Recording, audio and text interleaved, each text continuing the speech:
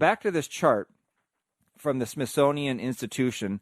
They have a museum called the National Museum of African American History and Culture. The Smithsonian budget is every year is $1 billion.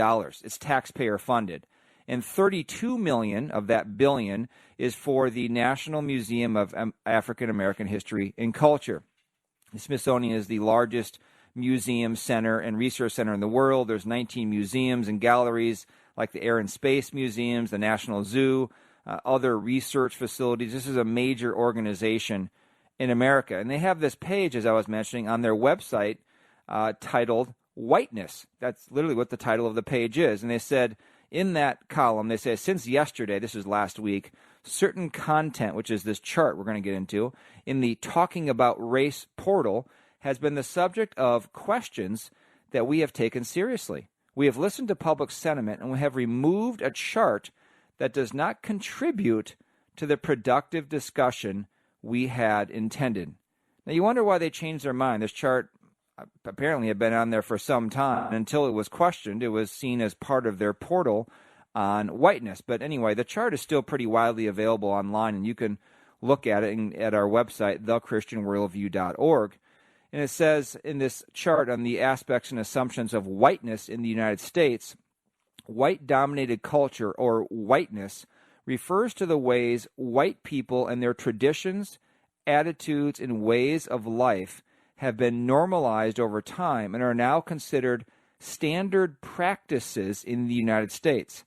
And since white people still hold most of the institutional power in America, we have all internalized some aspects of white culture, including people of color. So there's it as a background. Now, again, implicitly here is that the things that are going to be mentioned in this chart are, the characteristics, the principles of what they call white culture and whiteness are unremarkable, aren't any better than any other worldview or system of operation. And in fact, probably implicitly, they're actually negative. So here, as we go through the categories, the assumptions, aspects and assumptions of whiteness, we have first rugged individualism. This is the individual is seen as the primary unit. With regard to family structure, the nuclear family, father, mother, raising 2.3 children, as they say in the chart, is the ideal social unit. Where does that come from? That comes directly from the Bible, God's institution of marriage and family, a father and mother raising children. I just want you to see how the whiteness they describe is many of these characteristics are taken directly from the Christian worldview. Family structure. Husband is the breadwinner, and the wife is the homemaker. This, again, is taken directly from Scripture, where a wife is to be a keeper of the home, and typically the husband is the one who is the provider and the leader of the household. As they say, the head of the household.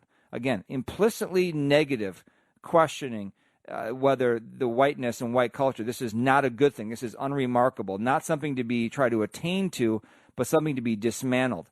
The emphasis on the scientific method, they say, is another aspect and assumption of whiteness, like objective, rational, linear thinking. Of course, again, taken right from Scripture, based right on Scripture, that there's objective truths in the world. Jesus said, I am the way and the truth and the life. No one comes to the Father except through me. That's an objective truth claim. It's either it's true or it's false.